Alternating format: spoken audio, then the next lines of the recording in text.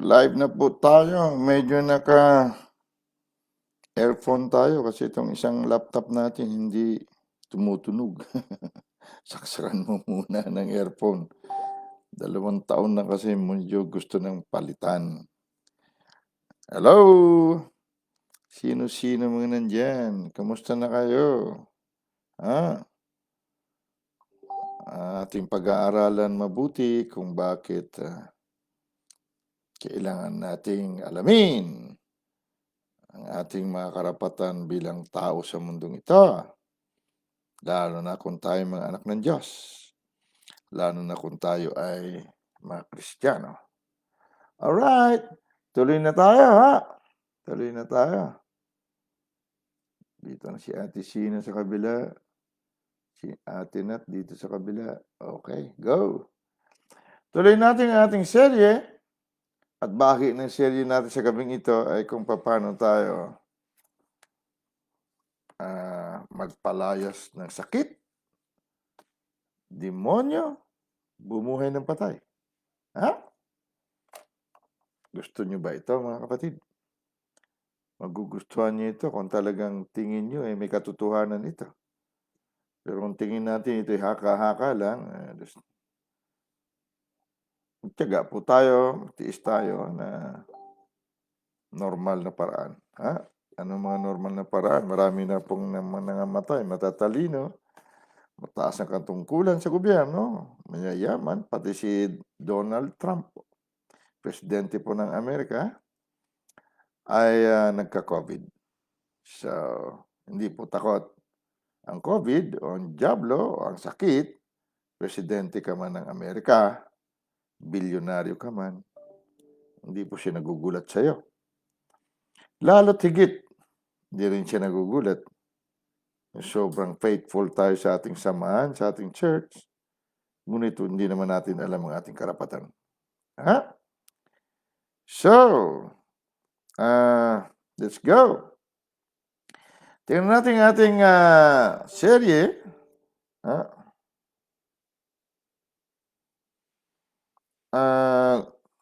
Leviticus. Sorry. Leviticus 21 verse 17. Simulan po natin basahin verse 17. Iyong salitain kay Aaron ng iyong sasabihin, sino man sa inyong mga binhi na buong panahon ng kanyang lahi ay magkaroon ng anumang kapintasan at huwag lumapit at maghandog ng tinapay sa kanyang Diyos. Ito ang type ansyado, ito ay physical noon, ngunit sa panahon ngayon, ito po ay spiritual. Ating pag-aralan kung ano sinasabi physical at spiritual, mamaya. Sino man sa inyong mga binhi na buong panahon ng kanyang lahi na magkaroon ng anumang kapintasan ay huwag lumapit na maghandog ng tinapay sa kanyang Diyos. Verse 18, sapagkat sino mang magkaroon ng kapintasan ay huwag lalapit, maging ang taong bulag o pilay o magkaroon ng ilong na ungod o ang mayroong kuntil. Narinig niyo ba ako dyan, Cavite? Malinaw ba, Tinat? Kasi naka-earphone ako dahil itong aking laptop bilib pa naman ako rito Bagay nabagsak yata. Kaya ganito. Tuloy na rin. Malinaw ba ako dyan, Tinat? Ilan kayo dyan? Okay. Verse 19. O ang tao magkaroon ng paang bali o kamay na bali. Verse 21. O taong kuba. Ito ang ating tatalakayin, taong kuba. Una, o magkaroon ng kapintasan sa kanyang mata o galisin o langibin o luslusin. Verse 21. Walang tao sa binhi ni Aaron na saserdote. Ang saserdote po nung araw, ayon sa naisusulat dito, maraming saserdote nung araw. Pag sinabi saserdote dito kasi sa talata na ito, saserdote ng Israel, pinili ng Diyos. Ngunit maging sa hindi Israel, marami ring saserdote sila. Ah, ngunit ang saserdote na itong sinasabi dito ay katawan at buhay na ni Kristo sa ngayon. At tayo na ang lahi ni Abraham ayon kay Kristo na kanyang binhi. Hindi ayon kay Isaac, kundi kay Kristo na. Sali na ang lahat, kasama rin ang Israel. Hindi nyo maunawaan kapag bago kayo makinig sa mga ganito, ngunit sundan nyo lang po. Walang tao sa binhi ni Aaron na saserdote na magkaroon ng kapintasan na lalapit upang magharap ng mga handog o sa Panginoon na pinaparaan sa apoy. Siya'y may kapintasan, siya'y huwag lalapit at magharap ng tinapay ng kanyang Diyos. Ito mga binanggit na mga kapintasan po, ito ang pinagbabawal sa sino mang lahi ni Aaron o ni Levi na pinili ng Diyos na saserdote. So, sa panahon ng Kristyanismo, ngayon, kaya't ang ating inaarok at ating pinupursigi na malaman natin ay ang ating mga paggamit ng ating mga equipment. Kaya mayroon po perfecting of the saints. Ating ipe-perfect ang ating mga equipment kung paano ito gamitin. So, hanggat din natin ito pinag-aralan naman, sugod lang tayo ng sugod. Sabi kasi doon sa Efeso 4:12 na ang trabaho ng mga nasa ministry na totoo ay for the perfecting of the saints, for the work of the ministry, for the edifying o kalakasan, upang palakasin ang katawan ni Kristo. So kung kahit na po tayo graduate ng Bible School o marami tayong pinag-aralan na siyang hinahangaan ng marami, siya ring pinagdidependahan ng maraming mga reliyon, ay hindi po ito sapat. At ang sinasabing ministry ay hindi po pisikalan lamang. Dahil ang isasakdal po ay perfect ay mga banal. Dito pa lang sa salitang mga banal at hindi natin matanggap, may kapintasan na agad tayo. At pag may kapintasan tayo, yan po ang sinasabing mga butas na pwedeng pasukin ng kalaban. So kailangan natin alamin kung paano ang mga kapintasan mawala. At ating mamaya hinay-hinayin. Alright? So makinig mabuti. Please makinig. Bago tayo mag-pray, bumasa tayo ng isang talata na makapag-inganyo sa atin. Baka hindi pa tayo na-inganyo. Punta tayo sa aklat ng Lucas o Mateo. Sa Mateo na kasi ang unang aklat ng New Testament ay Mateo. So diyan tayo magbase. Tingnan niyo lang po sa mga Bible ninyo, kung Bible talaga hawak ninyo, Mateo. Pero kung hindi naman, ay sa electronics ninyo, ang mga hindi po masyadong masugid makinig ay malalagay po sa delikado. Verse 7 tayo. Mateo 10, verse 7 up to 8. Mateo chapter 10, verse 7 and 8. At samantalang kayo'y nangalalakad, ay magsisipangaral kayo na mga nagsasabi, ang kaharian ng langit ay malapit na. So, yan po ang sinabi pagka tayo daw po humayo kaya mangaral. Kapag nakapangaral kayo, ganito ang susunod, verse 8. Mangagpagaling kayo ng mga may sakit.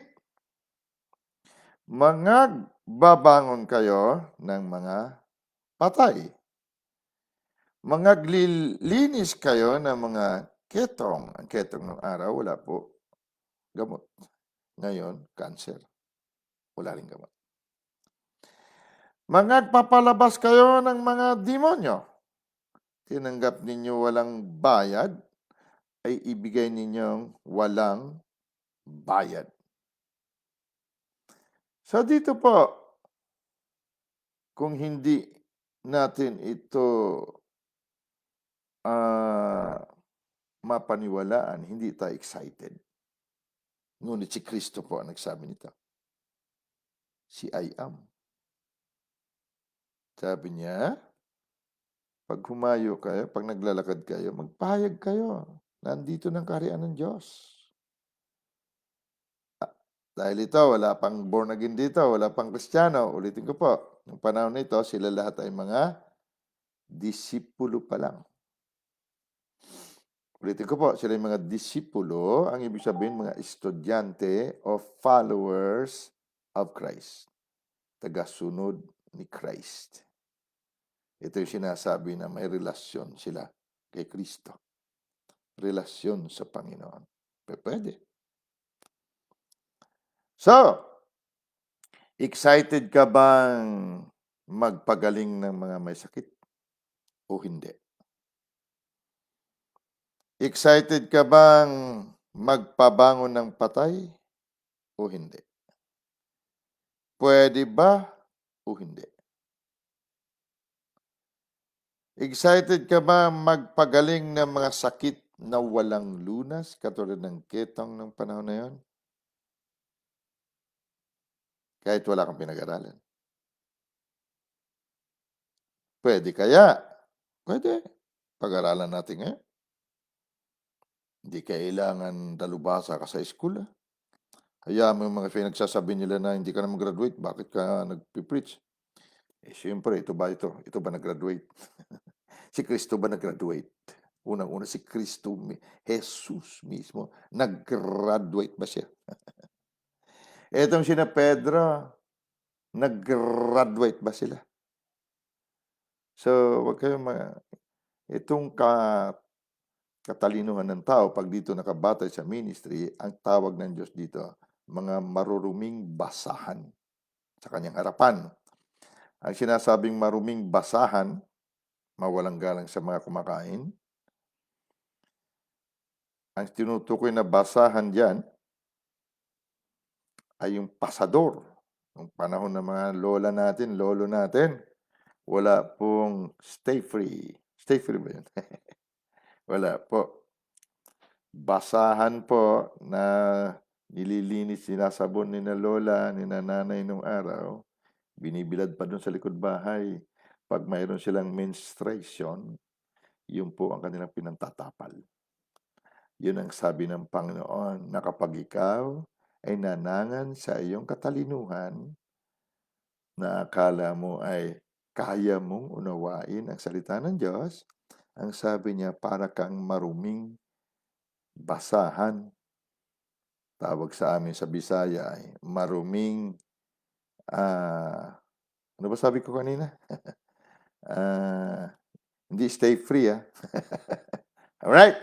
So, excited ka ba? Excited ka? Pag-aralan natin, O, baka naman may mga pamangkin kayo dyan, may kamag-anak kayo dyan na nasa naghihingalo o nasa ospital. Aba, panahon na ito, kapatid. Alright?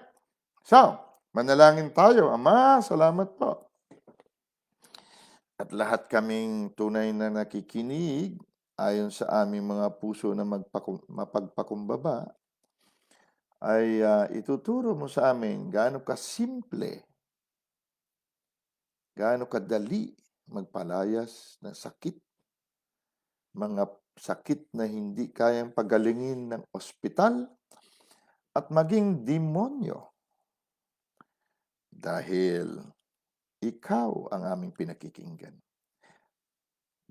Salamat po, Aba, Daddy, na kami ay iyong lahi, kami ang iyong DNA, buto at laman, at ikaw ang aming buhay.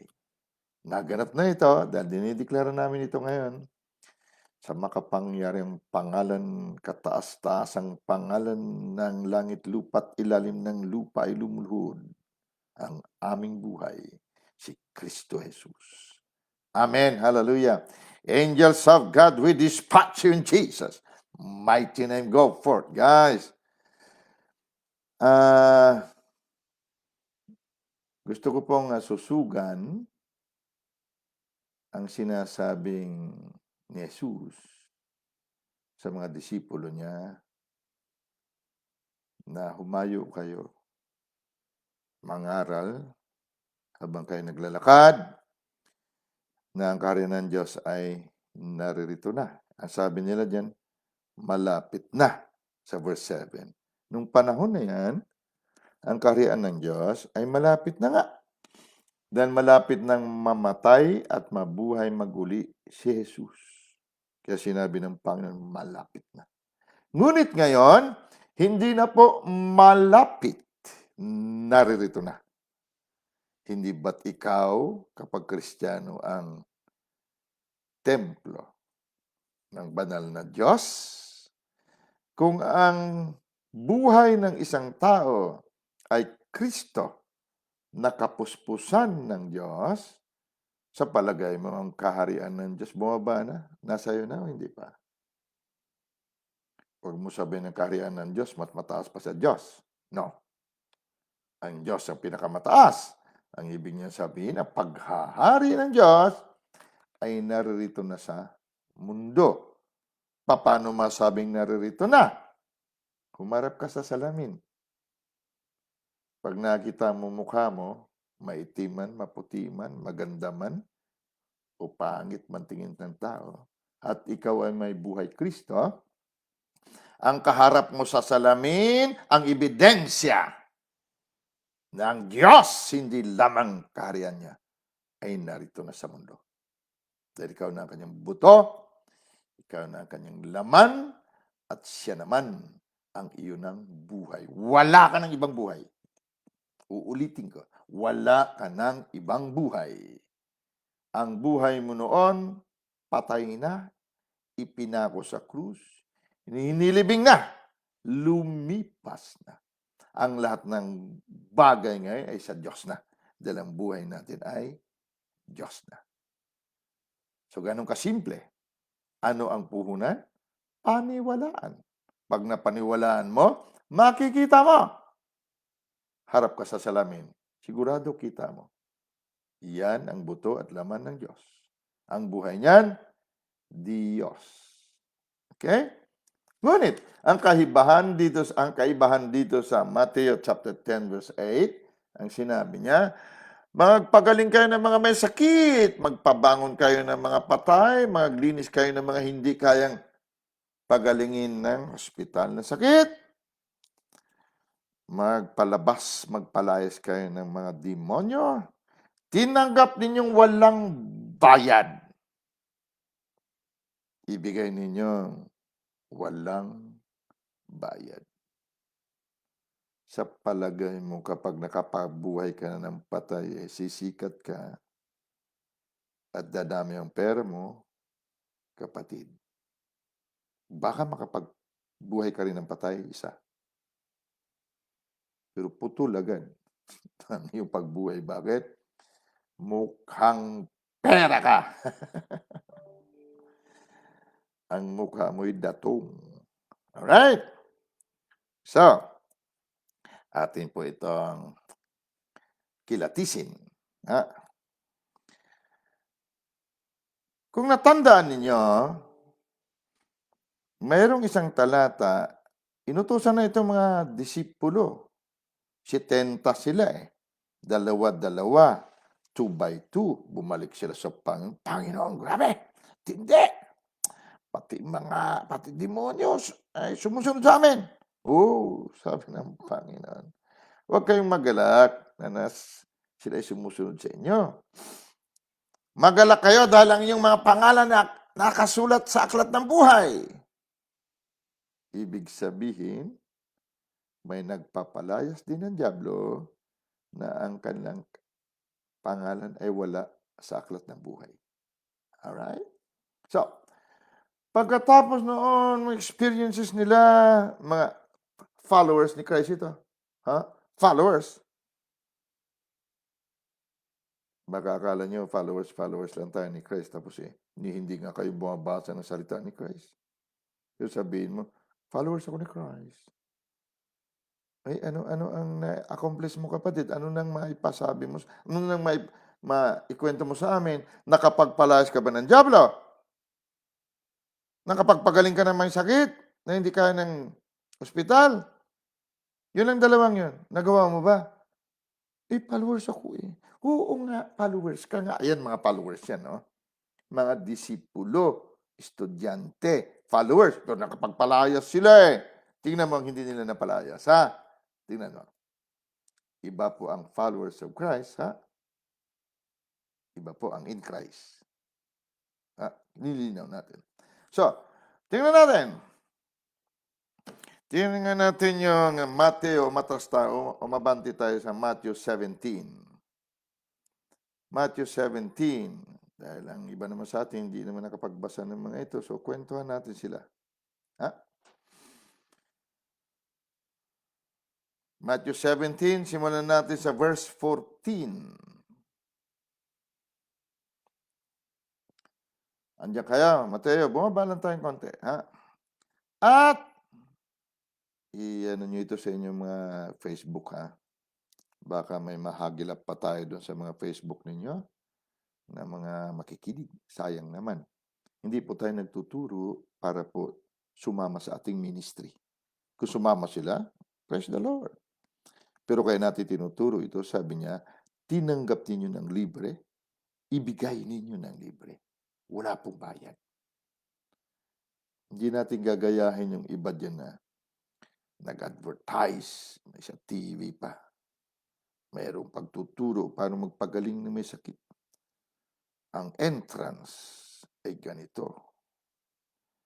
Kapag na-late kayo, 1 week before, doble ang inyong babayaran. At yung babayaran mo, yun doon lang sa likuran. Iba yung harapan. Para ka nanood ng boxing ni Pacquiao. Pag ringside, mahal. Hindi tayo ganun, kapatid. Hindi ganyan ang sabi ng Panginoon kasi. Verse 14. At pagdating nila sa karamihan, ay lumapit sa kanya ang isang lalaki na sa kanya'y lumuhod at nagsasabi, Panginoon, mahabag ka sa aking anak na lalaki sapagkat siya'y himatayin o hinihimatay. At lubhang naghihirap sapagkat madalas na siya'y nagsusugba sa apoy. Wawa naman itong batang to. Ha? At madalas sa tubig. Oh, naku. Kung pag hindi pala mabantay nito, malulunod dito. Verse 16. At siya'y dinala ko sa iyong mga alagad at hindi nila siya mapapagaling. Ito ang sinasabi ko. Ngunit nakapagpagaling po sila. Bakit hindi makapagpagaling? Mamaya po, sana mailista ninyo. Tandaan po natin, halimbawa, itong ating pagtuturo, kapatid, tinuturo natin at nakinig tayo. Makapagpalayas po tayo ng dyablo. Kahit hindi tayo baptize ng Holy Spirit. Basta't mataimtim kang nakinig, naniniwala ka, dahil yun naman salita ni Kristo, hindi lamang sa kanyang mga tagasunod noon, kundi sa tagasunod niya ngayon. Makapagpalayas ka ng sakit, sigurado yan. Ngunit hindi ka makabuhay ng patay. Eto nga, hindi nila napalayas. Possess itong batang ito. Demon possess. Ito yung sinasabi ko na, ang nagpo-possess ng katawan, hindi po anghel. Hindi po yung fallen angels, yung dating mga anghel. Kasi ang fallen angels, ang mga anghel po, hindi sila omnipresent. Alam mo yung omnipresent? Nandyan siya sa'yo, nandito rin siya sa akin. Hindi po ganyan ang anghel. Ang tanging ganyan lang ang banal na espiritu o buhay Kristo o buhay Diyos. So, kung mag-possess sila sa isang katawan, bawal yun. Bakit? Ang dami na tao sa mundo na dapat nila nakawan, patayin, at wasakin. So kung mag-possess siya sa isang katawan, limitado na siya, hindi na siya makalabas. Ito lang katawan ito wawasakin niya. Samantala dapat bilyon ang wawasakin niya. Kaya bawal sa kanila yon. Sila ang tagapamahala. Tagapagbigay ng salita sa isipan mo para maniwala ka na ang Diyos nagpadala ng sakit, nagpadala ng kalamidad. Pero ang possessing demons, yan po yung mga lumabas sa katawan ng mga tao na binaha nung panahon ni Noe. Pinatay sila lahat ng Diyos. 8 lang ang naiwan. Gaano kalupit ang Diyos kung titingnan mo? Ba't pinatay niya ang lahat ng tao? Maliban kay Noe at kanyang pamilya. Bakit? Kasi tanging si Noe ang hindi nahaluan ng DNA ng demonyo. Diablo. Kaya lahat ng patay na yon, naglabasan ang espiritu doon. Palagay mo ay milyonaring kaya ang tao noon. Maaaring higit. Ay bilangin mo lang nung lumabas si lolo mo Adan doon noon. 6 na taong gulang na si Noah nung nangyari yun eh. So, basahin mong history kung ilang taon si Methuselah, 970 years. Si Lolo Adan, 930 years. Biro mo yun. So, hinapu-apo na lang nila itong si Noah. So, sa dami ng tao sa mundo nung araw. So, yun ang mga lumabas sa taong yon. Bakit ang binahat, pinatay lahat sila? Ang demonyo, hindi naman namamatay. Yung kanyang binhi. So, lumayas yun sa katawan, ang kanilang tahanan ay katawan. Kaya kailan pumasok sila sa katawan, sila yung possessing demons. Ito nangyari sa batang ito. Nasusundan nyo ba? Kailan masundan nyo, kapatid? Yung nasa tiyan pala ng bata, anang nanay ang bata, tapos paglabas, malaki ng diferensya, kapatid. Doon pala sa tiyan ng bata, nakapasok na siya. So pag lumabas ang bata, at ikaw ngayon Kristiyano na, alamin mo ito. No problem. Bakit? Ang anak mong yan, maging patutuo. All things work together for our good. Makikita ng bayan balang araw, ng batang yan, ano yan nung araw, ganun-ganun yan. Ba't ang galing bumuhay ng patay niyan? Bakit? Nalaman mo ngayon ang ating karapatan. So makinig. Baka may mga kamag-anak ka na kailangan, walang pera, hindi na kayang gamutin ng doktor, ito lang ang solusyon. Madali lang, simple lang. Sabi mo simple. Kung mo sa'yo mahirap, walang mahirap sa Panginoon. Buhay mo ba, Panginoon? Simple lang. Alam mo ba, pagka nasanay na tayo sa ganitong greater truth, na ang himala ay normal. Dahil kay Kristo, ang himala ay normal. Sa Diyos ba, hindi normal ang himala? Ang may normal, normal sa kanya katauhan yun eh. Okay? So, hindi kaya ng mga disipulo. Tingnan mo. Sabi dito ng Ama, at siya dinala ko sa iyong mga alagad, Matthew 17:16.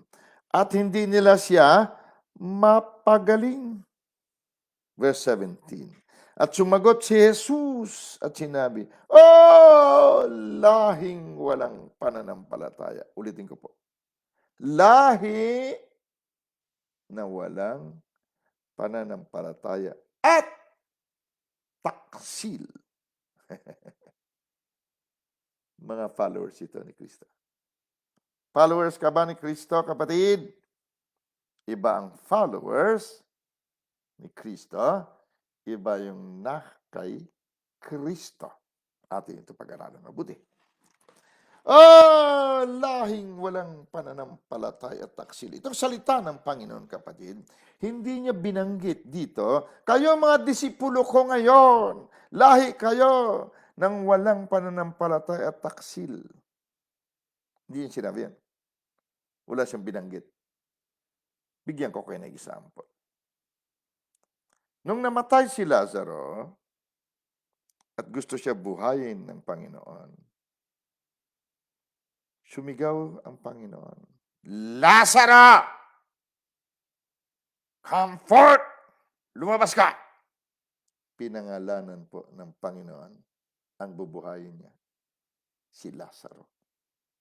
Dahil sa oras na sumigaw ang Panginoon, kataas-taasang katauhan, kapuspusan ng kataas-taasang Diyos, lumabas ka! Libingan niyong kapatid. Lahat ng patay dun lumabas. Baka hindi nyo na-gets. Pag nagsalita ang Panginoon at walang pinangalanan, lahat ng sangkatauhan ang pinagsasabihan niya. Kaya gusto niya buhayin si Lazaro, lamang tinawag niya. Gusto buhayin ng Panginoon si Talita, ang bata sa harapan niya, dalagita, sabi niya, Talita! Kumi!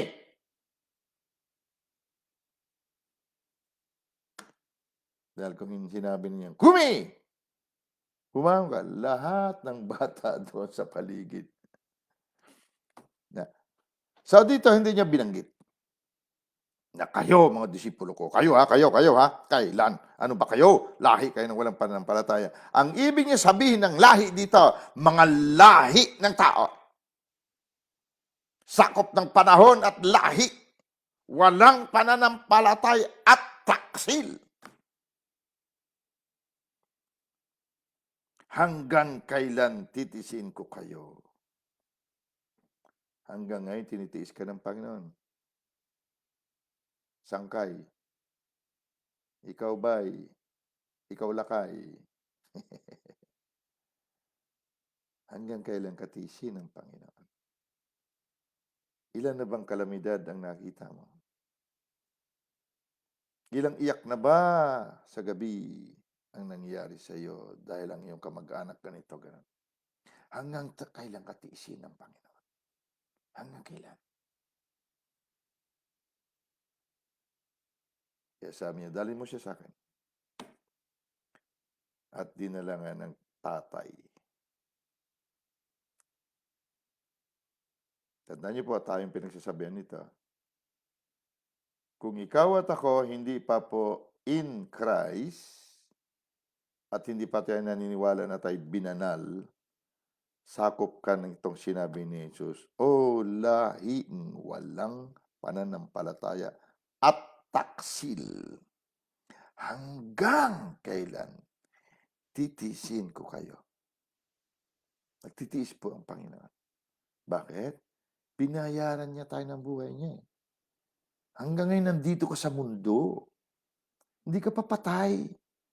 Bakit hindi mo pinakikinabangan ng dugo, buhay ng tagapagligtas mo? Hanggang kailan tayo titiisin ng Panginoon? Gabi-gabi halos, nangangaral tayo. Nakikinig ka ba? Meron pa tayong chat.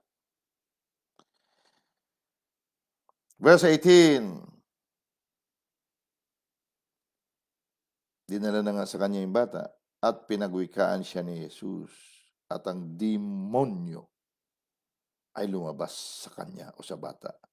At ang bata'y gumaling mula ng oras ding yaon. Tandaan natin, hindi napalayas ito ng mga followers, tagasunod ni Kristo. Verse 19. Nang magkagayoy, nagsilapit na bukod ang mga alagad kay Jesus. Ibig sabihin, sinikreto siya, sila na lang. Walang nakakarinig. At nangagsabi, "Bakit? Bakit, Lord? Bakit baga?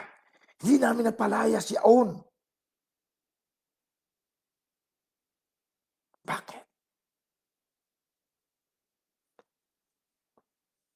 Sumagot si Jesus at sinabi sa kanya, "Dahil sa kaunting inyong pananampalataya. Kapag ikaw at ako ay patuloy tumanda na sa panguunawa na tagasunod ka ni Kristo, well, kung totoo nga sumusunod ka kay Kristo, sumusunod ka rin sa salita niya. Pero lagi mo sinasabing ikaw ay tao lamang, lahi ka ng tao. So, ang sabi, kakaunti ang iyong pananampalataya. Makakapagpalayas ka rin ng ibang demonyo, maaring sipon, o maaring trangkaso. So, itong mga poses na ito, makulit ito. Hindi mo naman kaya palayasin. Lalo na kung kanser. Lalo na yung makarumal-dumal na sakit na hindi kayang pagalingin ng siyensya. Paano naman gagawin mo dun? So sa umaga, sa gabing ito, makikinig ka ba, kapatid? Ang puhunan mo lang naman makinig at unawain. Kung mayroon kang ballpen niya, isulat mo at balik-balikan mo. Dahil ang demonyo po na pag-aralan natin, pag lumabas po siya sa katawan ng tao, sakit man yan, ano man yan, at ang taong yun ay hindi na puno ng salita ng Diyos, pagbalik nila, makita po nila na malinis ang bahay nila na inalisan. Magtatawag pa raw ng 7 mas masama pa sa kanyang sakit o karamdaman. Hindi mo gugustuhin yan, kapatid. So, total nandiyan ka na rin lang, makinig ka. Ha? Para pag bumalik man nun sa anak mo, sa nanay mo, sa tatay mo na hindi naman nakakarinig nito, hanggat nandiyan ka, sabi, wag. Huwag kayong umalis dyan. Huwag kayong pumasok. Masusunog tayo. Ano si Ate Agnes? Ganyan, ha? So, makinig. Ha? Gusto ko ikwento sa inyo, bago po tayo magpatuloy, na noong panahon nang nangyari ito, wala pa pong Kristiyano. Hindi pa po namatay at nabuhay na maguli si Jesus. Wala pa siyang natubos. Kaya ang tawag niya sa mga kaharap niya, mga lahing walang pananampalataya, mga taksil. Bakit naman sinabihan taksil? Hindi lang mapalayas ng kanyang followers Ba't naman tinawag na taksil? Ha? Ano ba ang taksil? Utukso, layuan mo ako. Taksil. Ano ba yung taksil? Hindi ko alam kung sa Ilonggo, ano ba yung taksil? Alam niyo yung taksil? So, walang humpay ang pagtataksil natin. Bakit? Dahil ayaw nating makaisa ang ating tunay na buhay. Marami sa atin tumanggap talaga sa Panginoon. Pero ayaw niya paniwalaan na ang buhay niya ngayon ay si Kristo na. Wala na sa ibang buhay kundi kapuspusan ng Diyos. Kaya ang bukang bibig niya, siya ay likas pa rin makasalanan. Nilahi ng walang pananampalataya. Taksil! Taksil ka sa buhay mo, kapatid, na totoo. Wala nang pinakamasakit, pinakamasama nung itinakwil mo sarili mo. Taksil. Kaya yan, hindi mo lang mapalayas ang Diablo, paano ngayon? Pwede mo siya mapalayas. Abay, di sasakmanin ka niya. Kaya marami tayong narinig, ang tagal ng pastor, tagal ng minister. Bakit gano'n? Nadisgrasya, namatay sa sakit. Bakit? Taksil kasi. Kapag hindi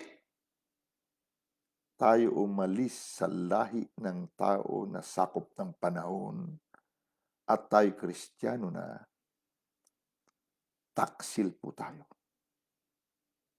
Dahil hindi natin matanggap na tayo'y binanal na. Taksil tayo. So, tingnan naman natin, nung sila'y nabautismo na ng banal na Espiritu doon sa Acts chapter 2, tingnan mo nangyari ito sa mga taksil na ito noon. Ikaw at ako ito. Noon, ha? Hindi pa natin kaya noon, eh. O ngayon nakikinig ka na. Dito sa Acts, sa aklat ng mga gawa. Chapter 3. Ito yung mga taksil na tinawag ni Kristo. Tayo ito, ha? Hindi lang itong sina Pedro. Pag tayo ay patuloy nagpasakop sa sanglibutan na ito, taksil tayo. We are in this world, but we are not of this world. Greater is He who is in us than them who are in the world. Dahil hindi tayo taga-sanglibutan. Pero pag sinabi mong likas ka pa rin makasalanan, hindi ka lamang walang pananampalataya, kundi ika'y taksil kapag ika'y tumanggap na sa Panginoong Yesus. Verse 1, Acts chapter 1.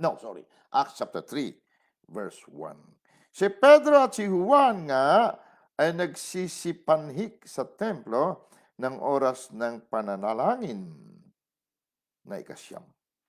Verse 2, at isang lalaki na pilay, buhat pa sa bayan ng kanyang ina, sa tiyan ng kanyang ina, ay dinadala roon na siyang inilalagay nila araw-araw sa pintuan ng templo na tinatawag na maganda. So kilala ito, araw-araw na papalimos eh. Upang manghingi ng limos sa magsisipasok sa templo. So itong taong ito, ano na ito? Tourist attraction na siya. Araw-araw nandun siya. So kilala rin ito na Pedro. Dumadaan naman sina Pedro nung araw, nung taksil pa sila eh. Verse 3. Ito, pagkakita kay Pedro at kay Juan na nagsisipasok sa templo, ay namanhik. Namanhik. Upang tumanggap siya ng limos. Verse 4. Pagtitig sa kanya ni Pedro, na kasama ni Juan, ay sinabi, tingnan mo kami. Tingnan mo ako. Kapatid, etong sitwasyon ni Pedro, ito ang sitwasyon mismo ni Kristo Jesus. Ang buto at laman ng kapuspusan ng Diyos. Ikaw ito at ako. Kailangan makita mo ito, kapatid. Kailan makita ka ng kamag-anak mo may sakit, na iba ka na. Hindi ka na taksil. Hindi ka na lahi ng walang pananampalataya. Ikaw nang kinatawan, nakikitang buto at laman ng Diyos na lumalakad. Kaya itong salitang tingnan mo kami, kapatid, hindi ito pisikal. Pag sabi ni Pedro dito, tingnan mo kami, ang ibig sabihin ni Pedro, ako ang nakikitang Kristo sa mundo. Savior. Lumpo ka, ibibigay ko sa iyo ang solusyon. Savior ako. Iyan ang kasiguruhan ng mga hindi na tagasunod lamang ni Kristo. Hindi followers lamang ni Jesus, kundi si Jesus mismo ang naging sila. Tingnan mo kami! Sa oras ng itong sitwasyon, kapatid, siguruhin mo kung sino ka. Siguruhin mo na ang buong mundo kilala ka. Tinitingnan ka.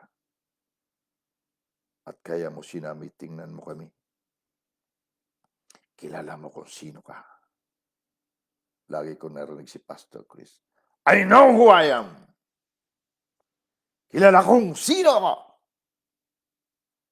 Ako ang nakikitang representante, image, timuna sa Hebrew. Visible manifestation and representation of God to created beings sa buong mundo. Tingnan mo ako. Kilala ko kung sino ako. Kailangan nasa kamalayan natin yan, kapatid, pag nasa harapan ka ng may sakit. Nasa harapan ka ng sitwasyon na nangangailangan ng solusyon, tandaan mo. Patingnan mo sarili mo sa sanlibutan na ang Savior nagkatawang tao sa iyo. Ang solusyon, nakikita ka dahil ikaw ang solusyon. At kanyang pinansin sila, verse 5, na umaasang tatanggap sa kanila ng anumang bagay. Iba man ang nakita ng lumpo. Ito'y principle, kapatid. Pag humayo tayo, tandaan mo, hindi ka lamang tagasunod ni Kristo. Ikaw na ngayon ang nakikitang buto at laman ng Diyos. Kaya malakas ang loob mo, tingnan mo ko. Tingnan mo ko! Ako ang Savior mo. Ako ang solusyon mo. Ikaw yan, kapatid. Ganyan kasimple. Kailangan kilala mo sino ka. At kanyang pinansin sila na umaasang tatanggap sa kanila ng anumang bagay. Datapwat, sinabi ni Pedro. Pilak at ginto ay wala ako. Datapwat ang nasa akin.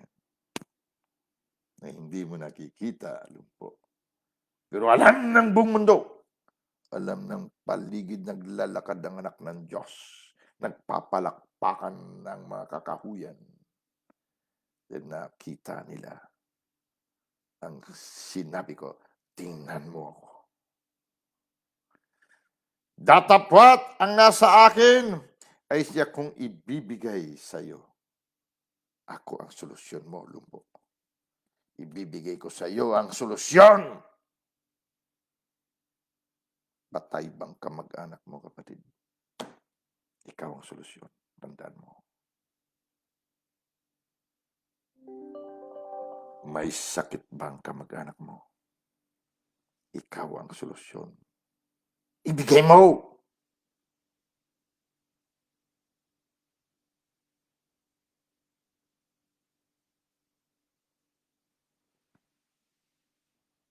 Datapwat, sinabi ni Pedro, pilak at ginto ay wala ako. Datapwat ang nasa akin ay siya kong ibibigay sa iyo. Sa pangalan, sa katauhan. Pag sinabing in the name, kapatid, tandaan mo. Sa katauhan ang in the name. In His stead, in His person, in His authority. Sa pangalan ni Yesu Kristo ng taga Nazaret, lumakad ka. Yan ang ibibigay ko sa iyo. Solusyon. Alam mo ba na sa mundong ito, hindi ka lamang kaharian ng Diyos, kundi solusyon ka. Sa lahat ng problema.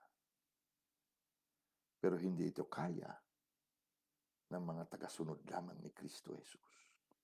Hiwalay kasi sinusundan mo. Nung sila'y nabaptize at sila'y naging buto at laman ni Kristo at ang buhay nila si Kristo, sabi ni Pedro, tingnan niyo ako! Dito niyo makikita ang kaibahan nung kami mga taksil pa. Sakupan ng lahi at panahon. Ngunit ngayon, ginto man at pilak, walang laman ang bulsa ko. mayroon ako na hindi kaya ng ginto at pilak, ibibigay ko sa iyo. Ano ang puhunan?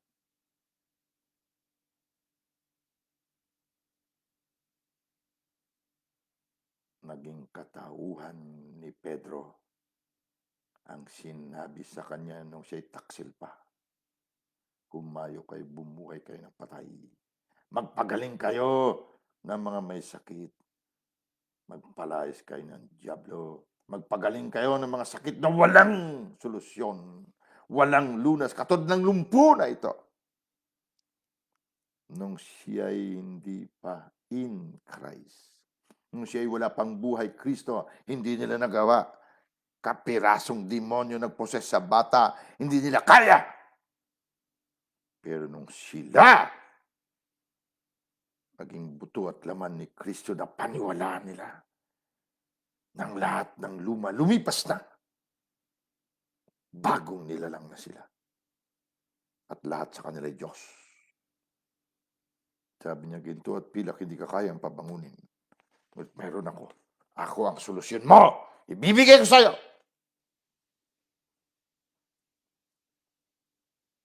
Mas matindi ito kaysa pagpalayas ng demonyo, kapatid. Lumpo ito mula sa tiyan na nanay niya. Ibig sabihin, yung ginawa ni Jesus na pinalayas niya yung bata, ay yung demonyo sa bata, madali yon. Demonyo lang yun Ito, himala to. Lumpo. Tingnan mo kung ano nangyari sa lumpo. At kanyang hinawakan siya sa kanang kamay at siya itinindig. At pagdakay nagsilakas ang kanyang mga paa at mga bukong-bukong. Tinanggap ng paa at bukong-bukong ang solusyon na ibinigay ni Pedro. At palukso, verse 8, hindi lumakad ang lumpo, kapatid. Hindi humakbang. Lumukso! Pag ibinigay natin ang solusyon, kapatid, higit pa sa maisip natin, higit pa sa mahiling natin, kayang-kaya ng buhay Kristo na gumagalaw mula sa loob natin. Wala ka mang pinag-aralan. Mangingisda ito ang kausap natin, si Pedro. Hindi nito alam ang master's degree. Hindi ito nag-aral sa Bible school, kapatid. Dahil wala pang Bible school noon.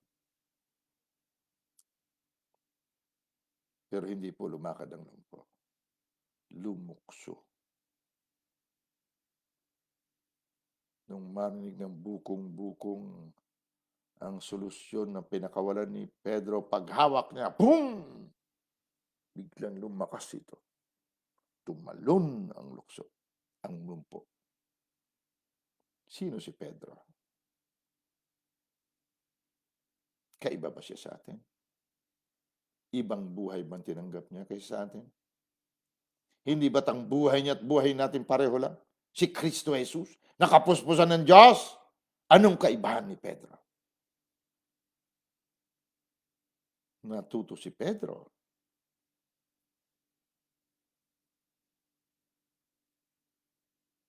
Natuto po siya. Nung panahon niya, na wala pa siyang buhay Kristo, hindi niya mapagaling. Sinabihan pa sila ng Diyos. Mga taksil. Hanggang kailan ako? Hanggang kailan ko kayo titiisin? Hindi si Pedro lamang kinakausap, kapatid. Tayo sa gabing ito. Hindi ka pa rin ba nadadala? Ang dami nang nawala sa iyo. Naninakaw ng dyablo. Pinatay na ilang beses ang pag-asa mo, kamag-anak mo. Gusto bang mapunta talaga sa pagkawasak? Hanggang kailan katiisin ng Panginoon? Nabuhay mo! Hanggang kailan ka magtataksil sa tunay mong buhay, Kristo? Si Pedro natuto, kapatid. Natuto siya.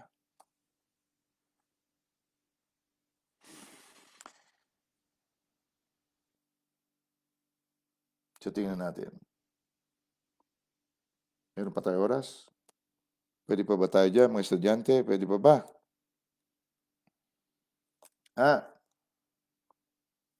Bumaba nga tayo dito sa Obadiah. Aklat ng Obadiah. Ang aklat ng Obadiah, isang chapter lang po. Para malaman nyo naman na may Obadiah pala. Ang Obadiah ay nasa Old Testament. Sunod ng Amos, bago mo buklatin ng Jonah at Micah. Puntahan natin Obadiah. Chapter 1 lang ito. Doon tayo sa dulo ng chapter 1. Merong prophecy dito, kapatid. Verse 21. Ito ay pinahayag, masasabi mong prophecy na naganap sa lahat ng tumanggap kay Kristo Jesus na Panginoon. Ulitin ko po, lahat ng tumanggap kay Kristo Jesus na kanilang Panginoon at sumampalataya na si Yesu Kristo ay binangon ng Ama mula sa patay. Naganap po ito sa atin. Kaya kung hindi ka pa tumanggap kay Kristo Jesus, hindi mo pa kaya ito. So ano naman gagawin mo? Panampalatayan mo na sa puso mo na pinako ka kasama ni Jesus sa krus. Pananampalataya lahat yan eh. Inilibing ka kasama ni Jesus sa krus, patay ka na. Yung luma mong makasalanang katawan, patay na. Nailibing na. Yung binanggit mo, sumampalataya ako na ikaw, Panginoong Jesus, ay binuhay ng Ama mula sa patay, bumangon ka rin kasama niya. Iba ka na. Ang buhay mo ngayon, Kristo na. So, mangyayari siya ito. Ganun kasimple. Walang kahirap-hirap. Padaanin mo lang sa paniniwala dito. Sumampalataya ka. At magaganap sa ito, itong prophecy na ito. Sabi sa verse 21, at ang mga, marami po, tagapagligtas ay magsisisampa sa bundok ng Sion. Isa sa pinakamataas na bundok doon sa Israel. Sion. Upang hatulan ang bundok ni Esau. Hindi natin hinahatulan ng tao, kapatid. Dahil sinasabing Sion ay katawan ni Kristo Jesus. Banal na bundok. At ang hahatulan ng bundok ni Esau, mga lahi ng walang pananampalataya at mga taksil na inaatake ng demonyo na sakit, kahirapan, kamatayan. Hatulan mo! Dahil ikaw ang binigyan ng karapatan maghatol sa lupa. Bumangon ka, O Diyos! Hatulan mo ang lupa! At liliwanagan ka ni Kristo Jesus. May mga may sakit ba kamag-anak natin na hindi pa sumasampalataya? No problem.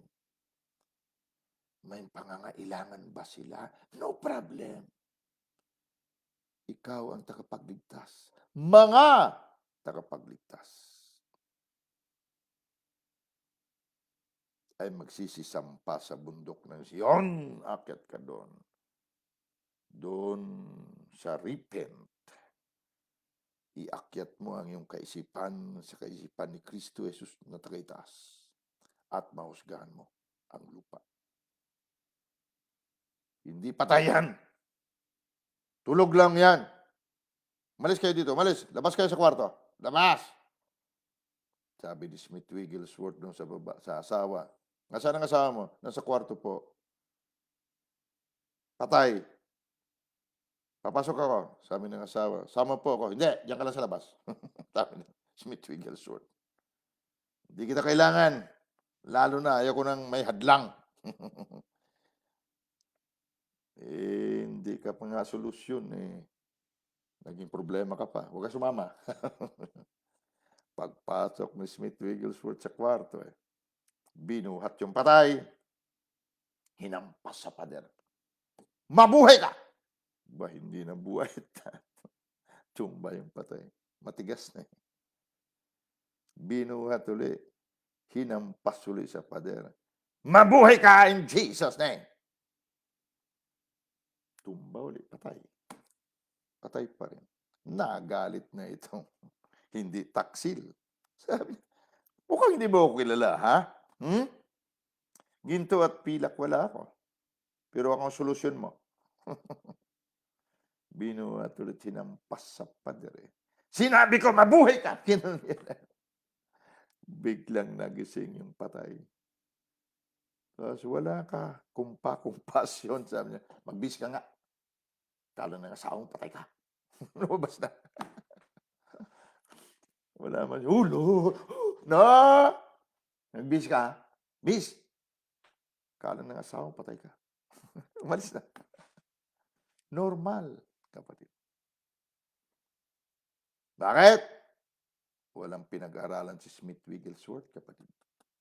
Hindi nagtapos ng grade 1. Ang natutunan lang niyang basahin, Bible. Tinuruan daw siya ng asawa niya. Now talk to me. Sabihin mo sa akin, di kampanilya at diyan ka umasa. Makabuhay ka ba ng patay? Smith Wigglesworth hindi nag-aaral sa Bible School. Bakit? Hindi kasi marunong sumulat eh. Magbasa, Bible ang alam niya.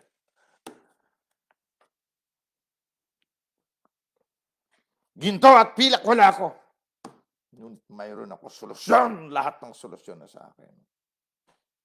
Sinabi ko sa iyo, mabuhay ka. Buhay siya. So, iisa lang naman ang buhay natin tinanggap, kapatid. Isa lang. Kristo, I am, buhay ako nga, ang tinanggap natin. Wala namang iba. Pareho lang naman ang ating tinanggap. Bakit sila nakabuhay ng patay? Kasi pinanampalatayanan nila eh. Yan nakasulat sa Biblia eh. Sabi ng 14 years old, tinanong siya nag-translate ng Bible eh. Pastor eh, sabi niya, anong sikreto mo? Bakit nakabuhay ka ng patay? Nagulat daw yung bata sa kanya. Binigay daw yung Bible. Pastor, hindi ba ikaw ang nag-translate nito? Ito lang naman pinaniwalaan ko eh. 14 years old, kapatid! 14 years old ngayon, Ate Sina, anong grade? Malay mo. Kung nakapag third year ba yung 14 years old na yun, second year, malay mo man. Pero sabihin nila, hindi naman nagtapos ng Bible school ang pastor niyo. Di doon ka sa nagtapos, no problem. Dito, tinuturo namin, kitapos ki hindi, bumubuhay kami ng patay. Then normal yun sa amin. Bakit? Yan ang sabi ng Panginoon eh. Bumuhay kayo ng patay eh. Hindi nga lang bumuhay ng patay na ngayon. Life-giving spirit na nga tayo eh. Pati patay na espiritu, binubuhay natin eh.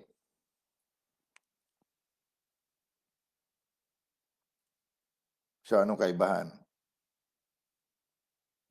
May pinag-aralan nung wala. Anong solusyon?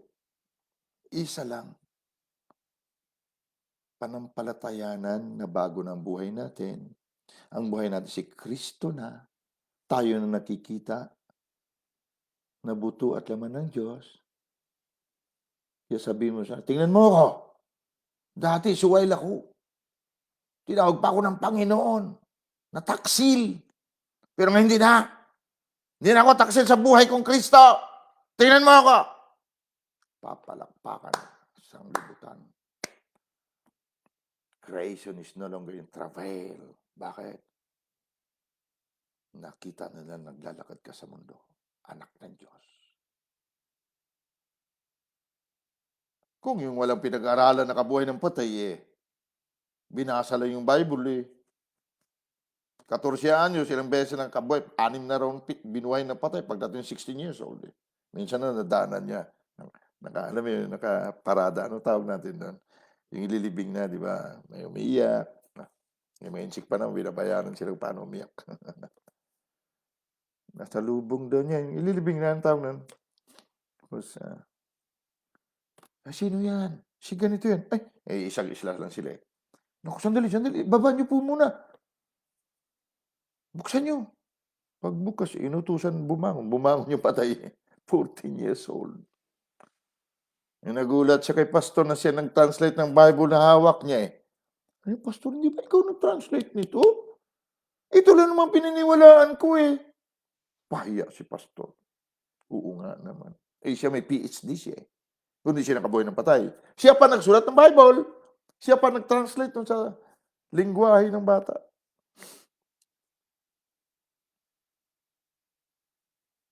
Yan ang kaibahan, kapatid. Now, sinabi doon sa Obadiah, ikaw at ako tagapagligtas. Correct? Nabasa natin. Bakit tayo mga tagapagligtas? Dahil si Kristo Jesus na ulo, maraming bahagi ang kanyang katawan. Ang lahat ng katawan, bahagi ng katawan na ito, mga tagapagligtas. Kayo at ako ng mga tagapagligtas, kapatid. Pag nagsalita tayo sa live, sa record, nagturo tayo, tandaan mo, ikaw ang kinatawan ni Kristo Jesus. Lahat na nakikinig sa iyo, na hindi pa tinatanggap na sila ang katawan, buto at laman ni Kristo, ngunit naniwala, nakinig sa iyo, sila ay followers mo. Makapagpagaling din sila ng may sakit. Makapagpalas din sila ng dyablo. Hindi nga lang nila magawa yung nagagawa ng in Christ na katulad mo. Sino pakinggan nila? Saan sila makakarinig? Doon sa church nila na hindi naman naniniwala na sila ay buto at laman ni Kristo? Siyempre sa iyo. Lahat ng nakikinig, pwede magpalayas ng dyablo pag naniwala sila sa tinuturo mo. Ilang beses ba nangyari dito sa atin? Nakarinig lang sila ng ganung turo eh. Nagtakbuhan ng dyablo eh. Bakit? Puma-follow na sila ngayon. Subscriber na sila ngayon ng lagi. Hanggang sa balang araw, sila na rin ang magsasabi, tingnan mo ako! Ginto at pilak, wala ako. Pero ako ang solusyon mo. Bibigay ko sa iyo. Kaya huwag kayong manghinawa, kapatid. Kare-record, kapipreach, kalalive. Kung may time din lang. Dahil lahat na nakikinig sa inyo, parang sina Pedro noon, mga followers ni Christ. Bakit? Ikaw kasi nga in Christ na.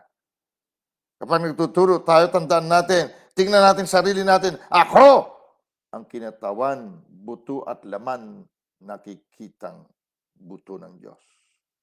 Katawan ng Diyos. Tingnan niyo ako. Pakinggan niyo ako. Pag may nakinig sa iyo, nadaanan niya yung kamag-anak niya may sakit, hindi pa man siya baptized ng Holy Spirit, nakakapagpalayas na siya ng sakit. Huwag niyo basta-basta yung ginagawa natin. Ang iba hindi naniniwala, darating din yung panahon, maniniwala sila. Pag mga 3 nang namatay sa kanila, maniwala din siguro yun. Kaya huwag niyo basta-basta yung sarili niyo, na papipreach-preach lang kayo, pa-live-live lang kayo. Na, kapatid, yung hindi naniniwala sa hiyaan mo. Pag nag-react na yan, malapit na magising yan. Pero maraming nakikinig sa inyo, maring hindi nyo alam. Pagkatapos ng live ninyo, hindi ka man alam, hindi ka man kilala, hindi ka man niya friend sa Facebook, nakapagpagaling siya doon na may sakit. Kasi tayo mga tagapagligtas. Tayo ang representante ng iisang tagapagligtas. Ngunit maraming bahagi ang kanyang katawan. Ikaw at ako. Kailang umakyat tayo sa bundok ng Sion. Doon sa kaisipan ni Kristo na nasa atin. Kung anong kaisipan mo, ganyan ka. Kaya huwag kayo manghinayang. Kahit 20 minutes, 30 minutes. Basta't pag nag-live ka, tandaan palagi, ikaw ang tinitingnan ng sanglibutan. Tingnan mo ako. Dahil ikaw ang kinatawan ng Diyos. Hindi ba natin marinig kung anong nangyari sa mga nakikinig, na kung anong mga himala nangyari sa kanila sa pakikinig sa atin? Yan ang ating mga tagasunod. At balang araw din, magulat ka. Sila din, mga in Christ na rin. Ha? So, huwag kayong manghinayang. Sige lang ng sige. Sabi nga ni Ate Jen, salita ng salita ng salita. Walang tigil na salita. Ha? Oo, dami natin pag-usapan, kapatid. Ngunit dito siguro sapat na. Kaya sinasabi natin, simple papaano.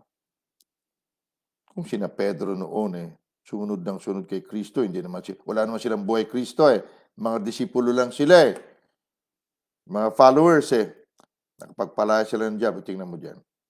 Pagpalaya sila ng mga masakit Yun nga lang yun. Yung isang senaryo na lumapit sila kay Jesus, bakit hindi namin mapalayas? Pero bukod doon, dami nila napalayas din. So, kapag hindi tayo nagpatuloy na patuloy magsalita, paano naman yung mga tao na dapat nakinig sa'yo? Tapos may mga kamag-anak sila na may problema. Di obligasyon mo yun. Oras ng pag-preach mo, hindi ka nag-preach. Sabi ng Diyos, bibilangin ko yung kaluluwa na yun sa'yo. Tumigil ka, sige ka. Ha? Tuloy tayo, kapatid. Walang patid. Pakialam natin sino magsabi na ganito. Hindi paniniwala yun, hayaan mo. Darating pa maniniwala din, nag-react na nga Pero marami nakikinig, kapatid, nakikinabang sa ating pagtuturo.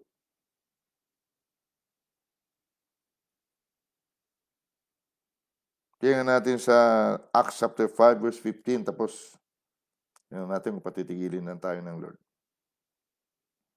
Tuloy ba tayo mga estudyante? Sabihin nyo kung hindi na Acts chapter 5. Tandaan nyo, saviors tayo dahil tayo ang maraming bahagi. Unang Korinto 12:12, kung paanong isang katawan ay maraming bahagi, ganon din naman si Kristo. Kaya tayo saviors, mga tagapagligtas, dahil tayo iisa sa iisang tagapagligtas na si Kristo.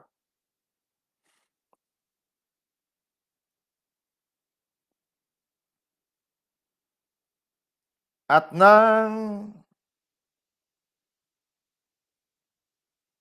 tama ba ako? Acts chapter 5 verse 15. Tandaan niyo pa, huwag kayong mahihiya o matakot mag-preach. Dahil ang new normal, hindi nyo ba napupuna? Ang new normal ngayon, pati mga meeting namin sa kumpanya, puro online na. Kung paano nagdodoble ang kasalanan sa sanglibutan, dumudoble daw ang divine influence, banal na pagkahawa sa atin. Lahat ngayon online na. Dito na, Google Meet, kung ano-ano. Yan naman gagawin natin. Kung dumudoble kaalaman nila, gamitin natin itong media, At dobling anointing naman, pakawalan natin. Ginto, pilak wala ka sa ngayon, pero mayroon ka. Pakawalan mo, Ikaw ang solusyon, Tingnan mo ako! Baka hindi pa ako nakakita noon. Nakita kita siya nung araw. Araw-araw ka dito, di ba? Nagsisimba ka lagi. Hindi ako yun. Iba na ako ngayon. Tingnan mo ako ngayon. Parang gano'n. Acts chapter 5 verse 15. Tingnan natin. Ano ito?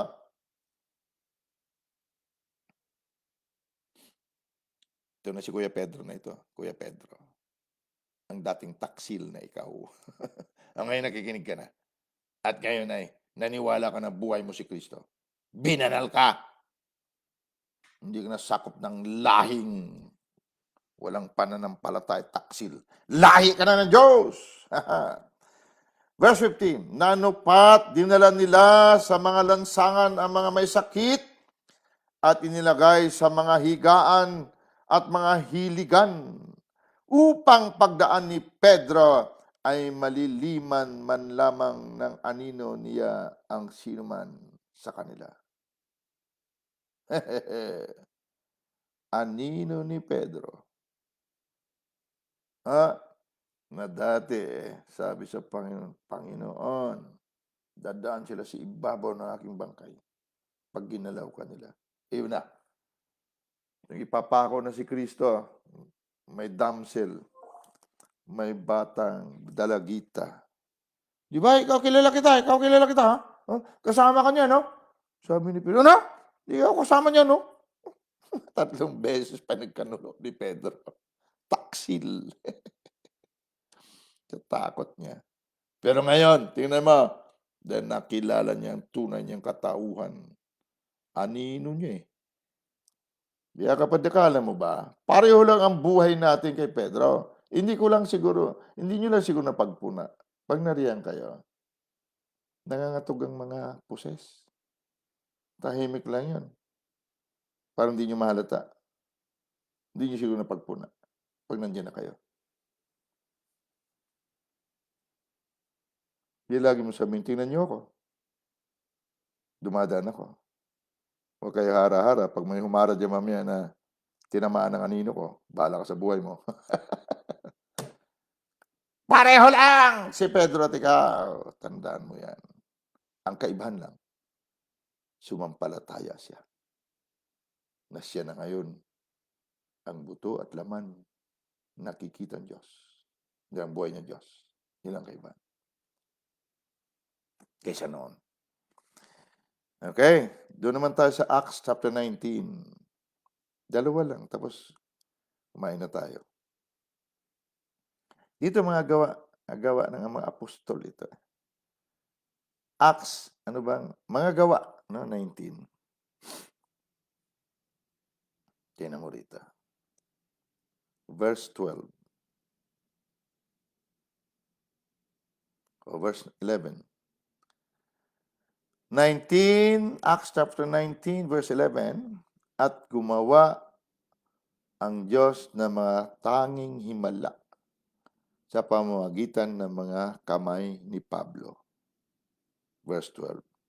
Ano pat ang mga panyo o mga tapi na mapadaiti sa kanyang katawan at dinala sa mga may sakit at nawawala sa kanila ang mga sakit at nagsisilabas ang masasamang espiritu. Si Pablo, si Pedro at ikaw, kapatid, pag tumanggap na tayo sa Panginoong Yesus, iisa lang ang ating DNA. Iisa lang ang ating buhay. Ang pawis mo, may DNA ng Diyos. Pag pinahid yan at dinala sa inaalihan ng dyablo o sakit, basta nakita mo kung sino ka, tingnan mo ako, tatakbo ang dyablo. Pareho lang, kapatid. Walang pinag-iba. Ang kaibahan lang, hindi natin nakikita sino tayo. Pero malakas ang loob ni Pedro. Tingnan mo ako. Iba na ako ngayon. Sabihin mo nga, tingnan mo ako. Sa ating topic, tingnan mo ako. Amen. Hallelujah, Father. Salamat po. Bahagi pa rin ng iyong anointing na hindi na kami maging kuba ang pagtuturo mo sa gabing ito. Maraming salamat, Ama, at hindi man bigla-bigla, unti-unti naman, nangaalis ang mga kapintasan sa aming mga kamalayan at tungo sa iyong ikagagalak ng tunay. Puspos kami ng pananampalataya. Ama, salamat at ikaw lahat ang gumagawa nito. Ikaw rin ang aming buhay. Ikaw rin nagtuturo sa amin. Kami ang iyong butot laman. Ikaw rin nagpapalakas sa iyong butot laman na aming katawan. Sa gabing ito, Ama, wala kaming ibibigay o pagbabalikan ng lahat ng ito. Mga honors, kundi ikaw din. Salamat. Paano kung hindi mo kami pinili mula sa iyo? Binaba sa mundong ito at hindi namin naunawaan ito. Ka-exciting ng buhay namin sa gabing ito. Exciting. Kaiba. Ibang-iba. Ama, lahat na nakinig, mula ngayon, makita nila, Ama, sino ka na kami. Ikaw nagkatawang tao sa amin, Ama. Walang kaduda-duda, ito ang totoo. At yung pakikita namin sa mundo na tingnan nila kami. Salamat po. Ama, salamat, salamat, salamat, salamat. We praise you and we give you all the glory and the honor sa iyong matamis na pangalan, kapuspusan mo na aming buhay, si Kristo Jesus. Amen. Hallelujah. Guys, alam ko nagigising ang karamihan sa atin. Huwag na natin uli marinig si Kristo Jesus na nagsasabi, hanggang kailan ko kayo titiisin? Hanggang kailan? Hanggang kailan tayo maging taksil sa ating tunay na buhay? Huwag na, kapatid. Mula sa gabing ito, sawang-sawa na rin naman tayo sa kalukuhan, di ba? Sawang-sawa na rin naman tayo eh. Ba't hindi pa natin yakapin ang tunay nating buhay? Pang hindi na tayo maging taksil. At huwag na tayong maging kuba para dumaloy ng anointed one sa ating buhay, Kristo. Amen? Go forth, guys. Go forth. Babawi tayo. Excited na ang Panginoon bumawi sa atin. Katulad ko, bumabawi siya araw-araw. Yung mga nakikinig sa atin, mga followers natin, para na rin sila sumunod kay Kristo. Nakakapagpalayas na rin sila ng Diablo. Hanggang sa dumating ang pagkakataon na sabi din nila, tingnan mo ako. Ako na ngayon, iba na. Amen? So huwag kayong tumigil. Huwag yung pansinin yung mga paninira ng tao yan. Hindi nila naunawaan yun. Forgive them for they know not what they do. Okay? Tuloy tayo. Tuloy. Huwag kayo manghihina na ganito. No! Hindi nyo lang alam kung ilan yung nakikinig sa inyo. Ang ganda nyo pa naman mamahagi. Kasimple-simple pero malaman. Napakarami nakikinig na napapalaya. Saviors tayo, tandaan mo. Okay? So alam ko nagising tayo sa gabi ito. Angels of God, again I say, I dispatch you all in Jesus' mighty name. Thank you, guys. Thank you, angels of God. Good night, guys. Masarap ang hapunan natin. Amen. I love you. Bye.